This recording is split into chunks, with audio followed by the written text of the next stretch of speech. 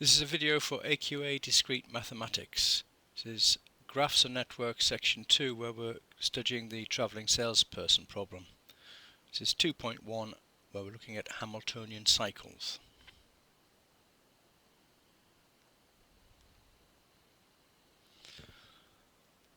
What we want to do here is to find a cycle on a graph starting at a point and ending at the same point and visiting each of the vertices once.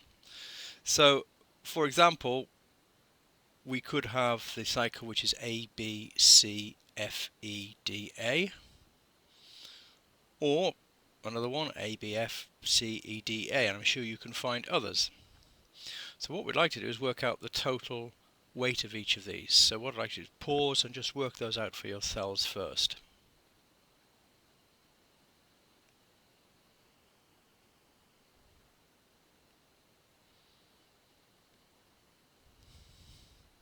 Well, not a difficult exercise.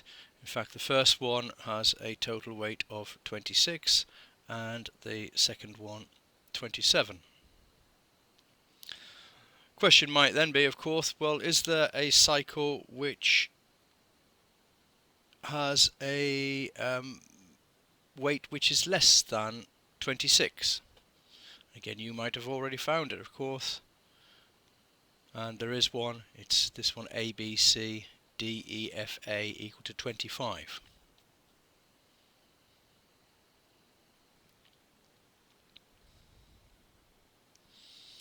Now, the sort of problem we've been looking at is known as a travelling salesperson problem. The idea being is that a salesperson starts at home at the beginning of the week and visits every town that they need to, getting back home at the end of the week.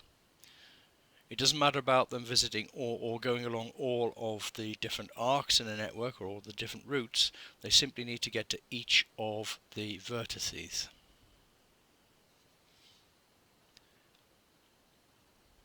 Now, we tend to talk about distances and towns because of this idea of the travelling salesperson. However, the weights themselves could be all sorts of things. It could be distances, costs, just about anything where you have a connection between the nodes and you're trying to find the least weight to get around all of the different nodes on the network. The idea of a tour starting and ending at the same vertex and visiting every vertex once is known as a Hamiltonian cycle. And Hamiltonian was a mathematician working in the 1800s. So the travelling salesperson problem really says find a Hamiltonian cycle of least weight.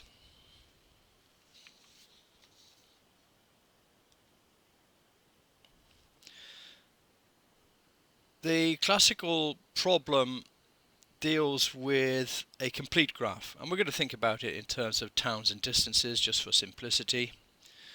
So we have a arc connecting each town to every other town. So it's a complete graph that we're thinking about in the classical problem, and we want to look at the shortest Hamiltonian cycle for the network.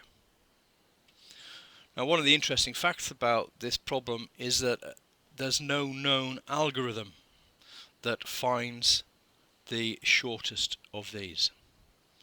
So you might say, well, how are we going to do it if there's no way of doing it?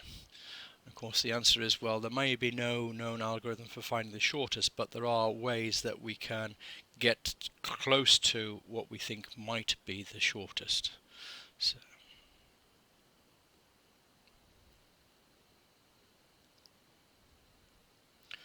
and I'll explain why there's a problem at the moment. Well, one of the reasons is that if you take a complete network of n vertices, then there are n minus 1 factorial divided by 2 Hamiltonian cycles. Just think about that for a second. You go from the first node to the second one, and you've got a choice of n minus 1 at that point. Then you go to the next one, so it's n minus 2. So you can see where the n minus 1 factorial comes from.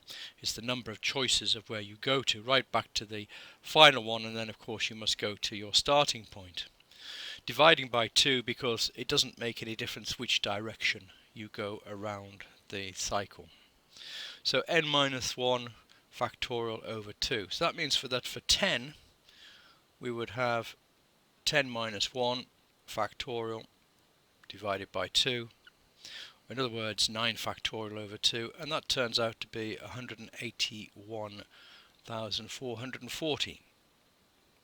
So even with 9 vertices, you've got a large number. And this is where the problem comes in trying to do what we call a complete enumeration. In other words, looking at every single possible tour. It's not going to be possible simply because the size of the problem, the amount of computing time it would take. And here's an idea: the actual numbers may be a little bit out of date now. Computers got a little bit faster, but even when you get to 20 vertices, you're up at a massive number of possible tours, and it would take computers a long time to do the calculations to find the smallest. So that's the problem we have. So how do we go about finding some reasonable solution then? Well, the thing is, if we can find a tour like we did on the first slide, then we have got a solution.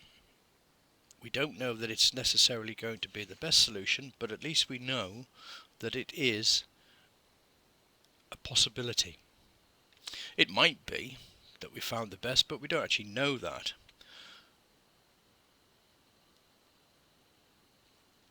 But what we can say is that our best solution must be either the one we found or something which is less than that. So we've either found the best one, or the best one is a little bit smaller, or maybe a lot smaller, but it's smaller. In other words, we found what we call an upper bound for the solution. Now, the other part of the process is to try and work out if there's a lower bound. So is there a number that we know that our solution must be greater than or equal?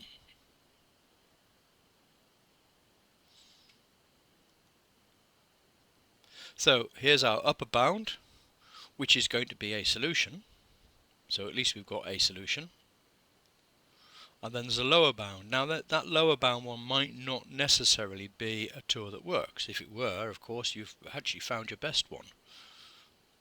But then what we've tried to do is to move the upper bound down as far as we can and move the lower bound up as far as we can.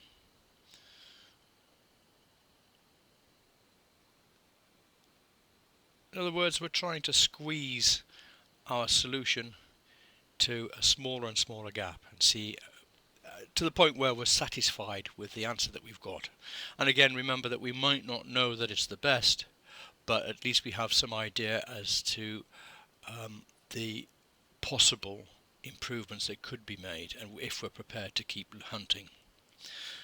So this is the idea of the strategy that we have for traveling salesperson. That's the end of this video, and in the next few videos we'll be looking at that strategy in a little bit more detail, starting off with the next one where we're looking at the upper bounds.